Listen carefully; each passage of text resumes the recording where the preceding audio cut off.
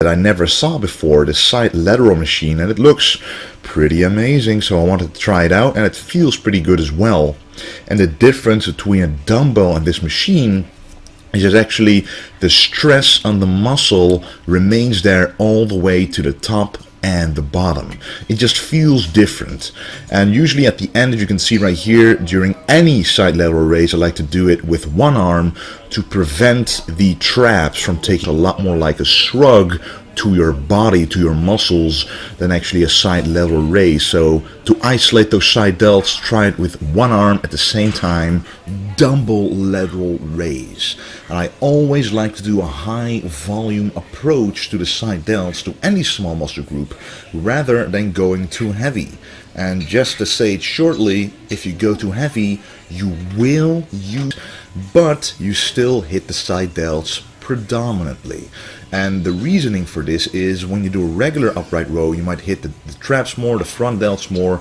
Is a trademark of mine that I always look for when I get lean. And everybody has different trademarks. They want to see different striations that tells them, okay, now I'm far ahead enough during the prep to know that I'm at a certain level of leanness, and I certainly can tell that I am that for sure.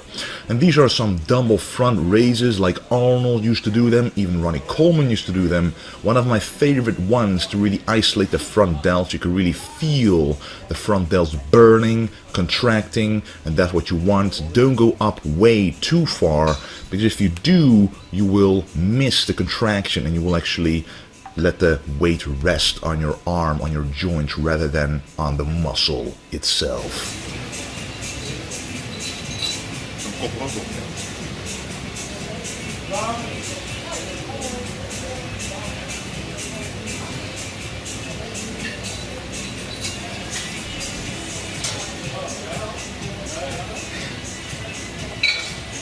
Exercises to really target those rear delts. It does require some mind-muscle connection, because you can much easier target the traps with this exercise by just doing shrugs upwards. But if you want to target the rear delts, you really got to feel those points of, but especially for people who find it difficult to contract the rear delts, to really find it difficult to properly develop the rear delts, this is an excellent exercise. It may not be an isolation movement, but it actually is an easier movement to contract the rear delts with.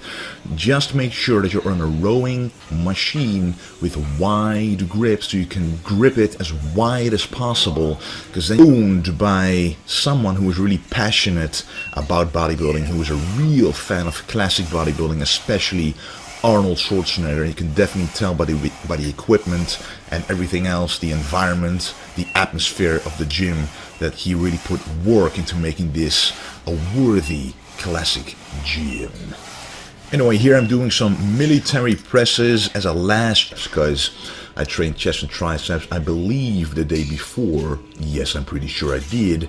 So the biceps are up right now. And this machine is pretty awesome, guys. This is really something that feels like incline dumbbell curls, the classic exercise that Arnold made famous to really work on those bicep peaks, really stretch out those biceps to the max.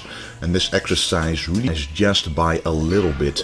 If you look closely, you can see that I am pulling, actually curling up the bicep, the dumbbell, a little higher than usual. And the reasoning for this is because I want a full contraction during this exercise. Arnold used to say that he felt the best bicep contraction, bicep thickness to increase. You work on the brachialis, which you can kind of see in between the bicep head and the tricep contracting and filling up right there. If you develop that part of the bicep